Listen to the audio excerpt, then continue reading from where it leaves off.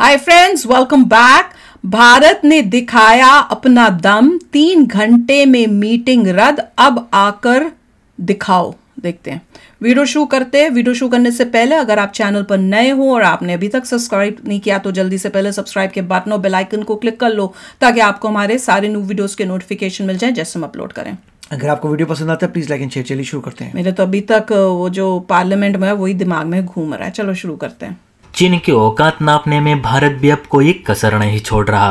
वैसे भी ये मुल्क है ही इतने नालायक कि इन्हें इन्हीं की भाषा में जवाब देना सही रहता है। आपको याद नहीं होगा लेकिन हाल ही में चीन के गोबर टाइम्स ने भारत के तीसरे विमान वाहक युद्धपोत यानी INS विशाल को लेकर ये कहा था कि भारत अपना पैसा बर्बाद कर रहा है। भारत सरकार चाहे कितना भी जोर लगाए लेकिन हमारे नए नवेले एयरक्राफ्ट कैरियर फुजियान को कभी नहीं हरा सकती। हमारा फुजियान इलेक्ट्रोमैग्नेटिक कैटापल्ट और इंटीग्रेटेड पावर सिस्टम जैसे अनेक एडवांस तकनीक से लैस है, जबकि भारत इस तकनीक को अभी विकसित भी नहीं कर पाया। इसीलिए भारत हमसे भिड़ने की सोचना भी मत। अब देखा जाए तो दोस्तों, कोई भी अपनी ताकत का परिचय सामने वाले को तभी देता है जब सामने वाला प्रतिस्पर्धी उसके बराबरी का हो। यानी चीन को डर है कि भारत का तीसरा कैरियर जिसे 43,000 करोड़ रुपयों की लागत से बनाया जा रहा है वो कहीं उसके फुजियान को फुस ना कर दे।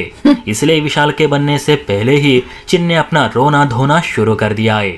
खैर, भारत के डिफेंस डील के बाद चीन ने 370 को लेकर भी विवादित बयान दे ही दिया, जिसके पलटवार में भारत ने भी चीन से अपनी मीटिंग फौरन रोक दी। दरअसल दोस्तों, जम्मू कश्मीर में 370 को हटाने के फैसले को सही ठहराने के बाद जहां पाकिस्तान बौखलाया हुआ है, वहीं अब भारत के सुप्रीम कोर्ट के इस फैसले के करीब 24 घंटे के बाद चीन ने भी विवादित बयान दे डाला। चीन ने कहा कि कश्मीर का मुद्दा भारत और पाकिस्तान के बीच इतिहास से जुड़ा हुआ है। इसे संयुक्त राष्ट्र चार्टर और सुरक्षा परिषद के प्रस्ताव और द्विपक्षीय समझौते के जरिए ही शांतिपूर्वक तरीके से हल किया जाना चाहिए। भारत ऐसे एकाएकी कश्मीर को लेकर कोई निर्णय नहीं ले सकता। ये UN के कानून नियमों का उल्लंघन है। इस बारे में भारत को पाकिस्तान से बात करने की जरूरत है। हालांकि इस पर भारत ने भी ठोस जवाब देते हुए ये कहा कि भारत चीन और पाकिस्तान की बातों को इतना जरूरी नहीं समझता, ना ही उन्हें महत्व देता है, क्योंकि कश्मीर हमारा है जिस पर हमें किसी बाहरी देश की सलाह की तो बिल्कुल भी जरूरत नहीं। रही बात UN की, तो UNSC के बाकी देशों ने तो हमारे सुप्रीम कोर्ट के फैसले का विरोध नहीं किया सिवाय आप 2 पड़ोसियों के, और UNSC तो आप 2 पड़ोसियों के भरोसे नहीं चलती। इसीलिए कश्मीर को लेकर आपकी कोई भी बात हमारे लिए फिजूल की बात है। अब भारत ने मुंह तोड़ जवाब देने के बाद चीन के एक डेलीगेशन की भारत यात्रा भी रद्द करवा दी। दरअसल बताया जा रहा है कि सुप्रीम कोर्ट के फैसले के बाद चीन के कुछ मीडिया हाउसेस भारत आकर कश्मीर पर एक डॉक्यूमेंट्री बनाना चाहती थी। यानी सुप्रीम कोर्ट के फैसले के बाद कश्मीर में माहौल कैसा है ये दुनिया को दिखाना चाहती थी, लेकिन भारत सरकार ने उन्हें आने से मना कर दिया। अब चाहती तो भारत सरकार उन्हें आने दे सकती थी, लेकिन आपको भी पता है कि इन चीनियों ने सच दिखाने के बजाय कश्मीर के कुछ अलगाववादी नेताओं के इंटरव्यू लिए होते जो भारत सरकार को लेकर बुरा भला कहते, 370 को हटाने के फैसले को गलत बताते और फिर इसी पर डॉक्यूमेंट्री बनाकर ये गोबर टाइम्स को भेज देते, जो फिर पूरी दुनिया में यही फेक डॉक्यूमेंट्री टेलीकास्ट करता और भारत का नाम बदनाम होता। यही कारण है कि सरकार ने चीनियों की भारत यात्रा ही रद्द कर दी। चीन इसीलिए भी पाकिस्तान का साथ देता है क्योंकि कश्मीर अगर पाकिस्तान का हुआ तो चीन BRI के जरिए कश्मीर भी अपने नाम कर लेगा। तो आप ही बताइए, भारत सरकार ने चीनियों को ना आने देकर सही किया या गलत? आपको क्या लगता है? नीचे कमेंट करके जरूर बताइए। और हाँ, वीडियो अच्छी लगी तो लाइक एंड सब्सक्राइब भी जरूर कीजिए। भाई बहुत अच्छा किया। कौन होता है चाइना? कौन होता है चाइना का मीडिया जो हमारे यहाँ के कश्मीर या जम्मू कश्मीर के ऊपर कोई न्यूज बनाए या उस पर कोई रिपोर्टिंग करे? अपने देश में कोविड के टाइम भी किसी को घुसने नहीं दिया, कोई इंफॉर्मेशन नहीं दी।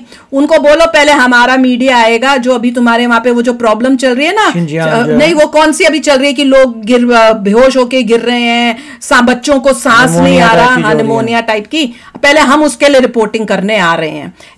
इनको जवाब ऐसे ही देना चाहिए कि हमारे लोग जैसे ये करते हैं ना, बोलो हम रिपोर्टिंग करने आ रहे हैं कि यहाँ पे क्या हो रहा है, उसकी रिपोर्टिंग करने आ रहे हैं। फिर इनको दिखेगा कि भैया किससे पंगा ले रहे हैं। बड़े दादे बन रहे हैं। तुम हो कौन हमारे देश के बारे में बोलने वाले? तुम अपने देश में जो कर रहे हो वो तुम उसको उसका दुनिया को दिख नहीं रहा है जिस तरह से वो कर रहे हैं, और यहाँ पे जो है बोलने की हिम्मत हो रही है। अच्छा बोला था गोबर, ग्लोबल को गोबर गोबर करके बोल रहे थे, मेरे को तो हंसी आ रही थी। पर देख लो हिम्मत बंदों की, चाइना की, कि पाकिस्तान के साथ बातचीत करनी चाहिए और यूएन के वहां बैठ के वहां से जो है ना हमें इसका हल निकालना चाहिए इंडिया को। इन्हें कहो पहले तो तिब्बत को जाके लेके उसको यूएन में डालो और उस हिसाब से करो, तब तक तुम तिब्बत को छोड़ो। जब ये सब जो ऐसे बात करें ना तो उस टाइम यूएन में ये सब चीजें हमें भी छेड़नी चाहिए, पर पता नहीं क्यों नहीं हम नहीं छेड़ रहे। देखिए चाइना का डिफेंस बजट काफी ज्यादा है, हमारा 70 बिलियन के करीब है, उनका 230 बिलियन के करीब है। तभी वो एयरक्राफ्ट कैरियर्स इंक्रीज कर रहे हैं क्योंकि उन्होंने अपनी नेवी जो है वर्ल्ड की नंबर 1 की सबसे बिगेस्ट नेवी बना दी है। अब एयरक्राफ्ट कैरियर इसलिए ला रहे हैं कि कल को कोई ताइवान पे कुछ होता है या कहीं पर भी रिक्वायरमेंट होती है तो वो सब होगा, पैसा उनके पास है। सिर्फ ये समय लगता है इन चीज़ों को बनाने में। इंडिया भी बहुत तेज़ी से बना रहा है, तो वो सिर्फ शो ऑफ करने की कोशिश कर रहे हैं कि हमारा नया एयरक्राफ्ट कैरियर आ गया है, बहुत बेटर है, ये वो, दैट्स ऑल देयर इज। वो तो चलता रहेगा वो तो, मगर उनको पता है कि इंडिया ने इतनी सारी चीज़ें हैं इंडिया में कि एनफ है इंडिया की सेफ्टी के लिए। अब ये होता है कि इंडिया कुछ ज़्यादा वॉर्स में भी गया हुआ है, विच इज़ अनफॉर्चुनेट, गया हुआ है, इंडिया को आता है फाइट करना। वो लोगों ने कोई कॉन्फ्रंटेशन हैंडल नहीं की है, इसलिए उनको प्रैक्टिस नहीं है सिवाय अपनी जो वो एक्सरसाइज करते रहते हैं। देखिए जो कंट्री काफ़ी जगह प्रॉब्लम्स में ऑपरेट करती है, हमारे यहाँ पे अनफॉर्चुनेटली टेररिज्म भी होता है, पुंछ में अटैक हुआ था और चीज़ें होती हैं, उसमें ऑपरेशन हमारे चलते रहते हैं। उससे क्या है कि आपको इतना है कि आपको फ़ाइट करना की प्रैक्टिस है, आपको पता है कैसे फ़ाइट करना है। उनके वहाँ पे चाइना में कुछ होता नहीं, तो एक सब जगह यही आती है कि उनके लोग जो हैं इनएक्सपीरियंस्ड हैं, उन्होंने रियल कॉम्बैट में कभी फ़ाइट नहीं की। अगर कभी भी वो कॉन्फ्रंटेशन में जाते हैं तो उनके लिए फ़र्स्ट टाइम उनकी लाइफ में होगा। उसी को काउंटर करने के लिए एक्सरसाइजेस की जाती हैं, मगर इतनी ज़बरदस्त एक्सरसाइज नहीं होती, इसलिए इंडिया से वो थोड़ा डरते हैं। और दूसरा जो है, हम हाई ऑल्टीट्यूड में बहुत अच्छा फाइट कर सकते हैं, जो उनको अभी आता नहीं है। उसके लिए वो भी अब प्रैक्टिस कर रहे हैं। जैसे हमारी फोर्सेस जाती हैं 6-6 महीने रहती हैं, फिर नए लोग जाते हैं, तो हम तो बड़े एक्लिमेट हो चुके हैं फाइट करने के लिए। सियाचिन में ऑलरेडी हमारे जवान बैठे हुए हैं, तो हम लोगों को आता है हाई ऑल्टीट्यूड वॉरफेयर, उनको नहीं आता। मुझे पता है क्या लगता है, उन्होंने हार्डशिप्स उनको नहीं दिखता, एक्सपीरियंस नहीं की हुई है। हमारे तो जवान जब जैसे ही अंदर मतलब आर्मी में या अंदर भर्ती होते हैं, वहां से उनको हार्डशिप और वो सब देखते हैं। मतलब पहले लाइफ में हार्डशिप्स देख के स्ट्रांग हुए होते हैं हम लोग, उसके बाद जब आर्मी में जाते हैं तो वहां पे जो प्रैक्टिस और जब जो सब ट्रेनिंग होती है उससे इतनी हार्डशिप होती है। उसके बाद आर्मी में रहना, जहां जहां जगह पे पोस्टेड होते हैं वहां हार्डशिप। तो हम लोगों ने तो हार्डशिप शुरू से देखी होती है। ये लोगों ने ऐश की जिंदगी और उस टाइप से देखी हुई थे। हाँ, और फिर जब इनको वहां पे जाना होता है तो इनकी जान निकलती है, क्योंकि इनको तो आदत ही नहीं है। हमने वो वीडियो भी किया था, बसों में जाके रो रहे हैं कि भैया ये क्या, तो वो उन्होंने वो तकलीफ, दुख, हार्ड वर्क देखा नहीं है, तो इसलिए उनकी वो जो है ना बचती है। तो चलो अभी शेयर करना अपने थॉट्स, चलते हैं, मिलेंगे नेक्स्ट वीडियो में बहुत ही जल्द। Till then take care and bye bye. तो अगर आप मेरे इस चैनल पे नए हो तो जल्दी से सब्सक्राइब के बटन को हिट करो और बेल आइकन को क्लिक करो, ताकि आपको मेरा जब नया वीडियो मैं लगाऊं आपको उसके बारे में जल्दी से पता चल जाए।